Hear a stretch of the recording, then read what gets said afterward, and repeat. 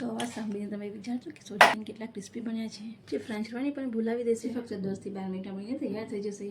તો ચાલો બનાવી લઈએ. તો હવે સોજી રીંગ બનાવવા માટે એક પેનમાં 2 ચમચી ઓઇલ લઈ લઈશું અને ઓઇલ થોડું ગરમ થઈ જાય એટલે 1 ચમચી જીરું એડ કરી લઈશું અને મેં 1 કપ જેટલી સોજી લીધી છે એ એડ કરી લઈશું. અને હવે ગેસની ફ્લેમ મીડિયમ રાખીને સોજીને શેકી લઈશું. 2 મિનિટ માટે સોજીને શેકી લઈશું. અહીંયા તમે જોઈ શકો છો સોજી શેકાઈ ગઈ છે અને કલર પણ ચેન્જ નથી થયો. અને હવે સ્વાદ પ્રમાણે મીઠું એડ કરીશું અને સોજીને મિક્સ કરી લઈશું.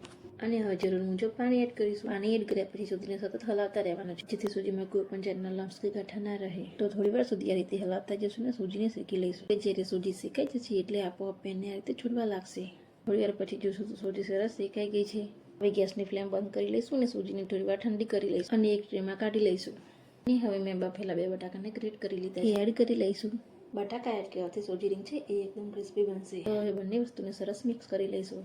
તો એ જ રીતના આપણે લોટ બાંધીએ છીએ એ જ રીતના સોજીનો ડો તૈયાર કરી લેવાનો છે. સોજીમાં કોઈ પણ જાતનું ક્રેક ના રહે અને સોજીનો ડો એકદમ સ્મૂથ બને ત્યાં સુધી મિક્સ કરી લઈશું. થોડી વાર આ રીતે મિક્સ કર્યા પછી તમે જોઈ શકો છો સોજીનો ડો સરસ તૈયાર થઈ ગયો છે. તો હવે સોજી રીંગ બનાવવા માટે હાથની મદદથી આ રીતે બોલ બનાવી લઈશું અને હવે આંગળીની મદદથી રીંગનો આ રીતે શેપ આપીશું. તો હવે આ જ રીતે બધા સોજી રીંગને તૈયાર કરી લઈશું.